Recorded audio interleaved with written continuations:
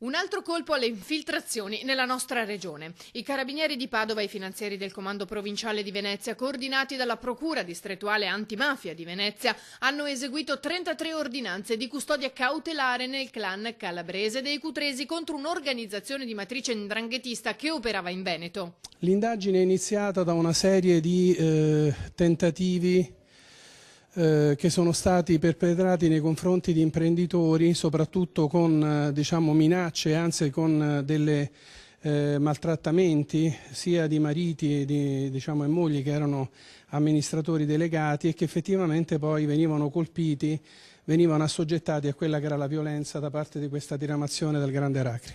Complessivamente sono 14 persone arrestate con ordine di custodia cautelare, 13 agli arresti domiciliari e poi altre misure differenziate fra l'obbligo di presentazione alla polizia giudiziaria e l'obbligo chiaramente viene interdetta l'attività imprenditoriale per altre 6 persone. Eseguite una cinquantina di perquisizioni, fra Treviso 2 le persone coinvolte tra arresti e provvedimenti, così a Vicenza una decina a Padova, poi Belluno, Rovigo, Reggio Emilia, Parma, Milano e Crotone. 6 le persone coinvolte nel veneziano tra arresti e provvedimenti. Le accuse sono di associazione per delinquere di stampo mafioso, articolo 416 bis, estorsione, violenza, usura, sequestro di persona, riciclaggio, emissione e utilizzo di fatture per operazioni inesistenti.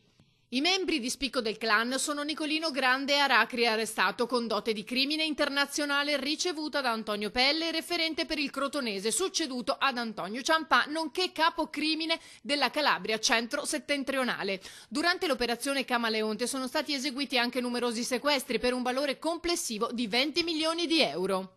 In gran parte c'era un uso strumentale delle imprese, perché le imprese appunto venivano utilizzate per far convogliare del denaro frutto delle attività illecite commesse sul territorio, farlo emergere attraverso delle condotte di riciclaggio.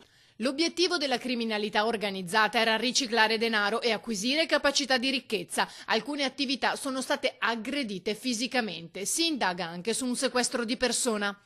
È la continuazione di quelle che noi intendiamo essere poi le estorsioni, quindi ti portano via dalle aziende, ti fanno vedere che effettivamente non ritorni a casa e che allo stesso tempo se non paghi i tassi su RAI anche non rimetti quelli che sono i denari che realmente ti hanno prestato, a quel punto non ritorni a casa.